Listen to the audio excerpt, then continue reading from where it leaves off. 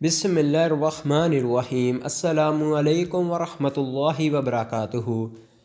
ایک secondary school کے head master کہتے ہیں کہ میں نے اسکول کے باہر لکھوا دیا کہ اسکول کی عمارت پر لکھائی کرنا منع ہے۔ ایک دن جب میں اسکول پہنچا تو کیا دیکھتا ہوں، کسی نے اسکول کی ساری بیرونی دیواروں کو انتہائی بے دردی سے سپرے پینٹ کے ساتھ خرافات لکھ کر اور گندے نقش و نگار بنا کر خراب کر ڈالا ہے۔ میرے اسکول کے لیے یہ پہلا اور افسوسناک واقعہ تھا۔ میں نے اسکول جا کر کچھ اسٹاف کے ذمہ لگایا کہ اس حرکت کرنے والے بچے کا پتہ چلائیں۔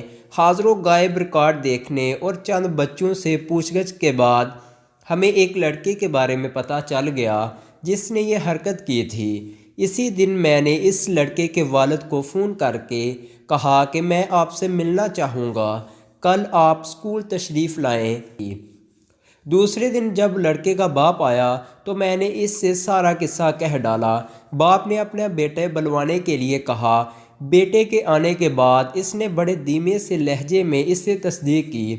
لڑکے نے اعتراف کیا تو باپ نے وہیں بیٹھے بیٹھے ایک رنگ ساز کو فون کر کے بلایا، دیواروں کو پہلے جیسا رنگ کرنے کی بات کی، مجھ سے اپنے بیٹے کے رویے کی معافی مانگی، اجازت لے کر اٹھا اور اپنے بیٹے کے سر پہ شفقت سے پیار کیا اور دھیمی سی آواز میں اسے کہا، بیٹے اگر میرا سر اونچا نہیں کر سکتے تو کوئی ایسا کام تو نہ کرو جس سے میرا سر نیچا ہو، اور یہ کہتے ہوئے چلا گیا۔ میں نے دیکھا کہ لڑکے نے اپنے منہ اپنے دونوں ہاتھوں میں چھپا لیا تھا۔ واضح دکھائی دے رہا تھا کہ وہ رو رہا ہے۔ مجھے بہت حیرت ہو رہی تھی کہ لڑکے کے باپ نے کیا خوب نفسیاتی طریقہ اپنایا تھا۔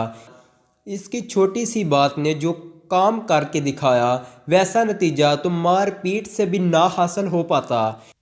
میں نے لڑکے کے تاثرات دیکھنے کے لیے اس سے پوچھا، بچے تیرا باپ بہت شفیق اور محترم انسان ہے اور اس نے تجھے کوئی خاص سرزنش بھی نہیں کی، پھر تجھے کس بات پر رونا آ رہا ہے؟ لڑکے نے کہا، سر اسی بات پہ تو رونا آ رہا ہے، کاش میرا والد مجھے مارتا اور سزا دیتا مگر ایسی بات نہ کہتا۔ لڑکے نے مجھ سے معذرت کی اور اجازت لے کر چلا گیا۔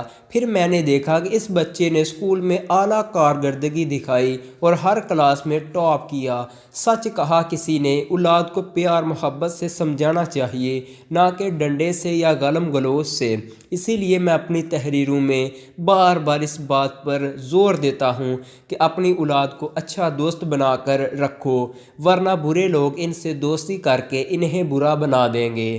نوٹ: اس پیغام کو دوسروں تک پہنچائیے تاکہ اللہ کسی کی زندگی کو آپ کے ذریعے بدل دیں۔